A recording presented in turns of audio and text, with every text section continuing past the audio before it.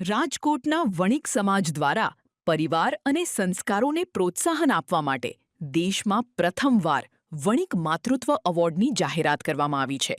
સંસ્થાના રાષ્ટ્રીય પ્રમુખ પ્રશાંત શાહના જણાવ્યા અનુસાર 2025ના સફળ આયોજન બાદ હવે 2026માં આ નવો એવોર્ડ સમારોહ યોજાશે. આ એવોર્ડ માટે એવી માતાઓની પસંદગી કરવામાં આવશે જેમણે પુત્રવધુ તરીકે પરિવાર અને સંતાનોના ઉછેરમાં નોંધપાત્ર યોગદાન આપ્યું હોય.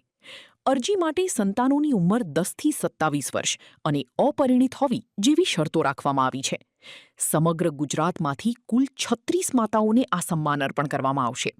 રજિસ્ટ્રેશન માટે ₹1000 ચાર્જ નક્કી કરવામાં આવ્યો છે, જેમાં ભોજનની વ્યવસ્થા પણ સામેલ છે.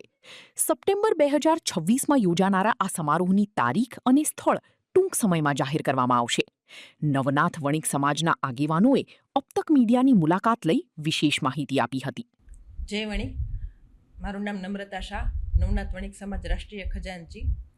900 દિવસમાં નવનાથ વણિક સમાજમાં 1,75,000 સભ્યો નિઃશુલ્ક જોડાયેલા છે, જેમાં આશરે બહેનોની સંખ્યા 27,000 છે.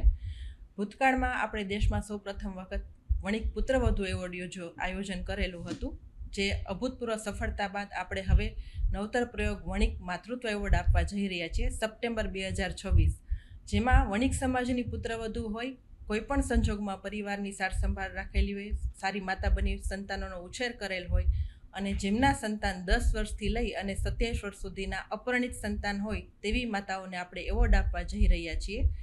સપ્ટેમ્બર 2026માં આ એવોર્ડનું આયોજન કરેલ છે અને 36 માતાઓને જ આપણે એવોર્ડ આપવાનો છે, જે પહેલાંના ધોરણે આમાં આપણે રજિસ્ટ્રેશન કરાવી શકશું, જે 1/7/2026થી જેનું રજિસ્ટ્રેશન શરૂ થઈ ગયેલું છે. આમાં આપણે ₹1000 ટોકન ચાર્જ રાખેલો છે, જેમાં આપણે 5 લોકોને એન્ટ્રી પ્લસ ફૂડ આપીશું. જય વણિક.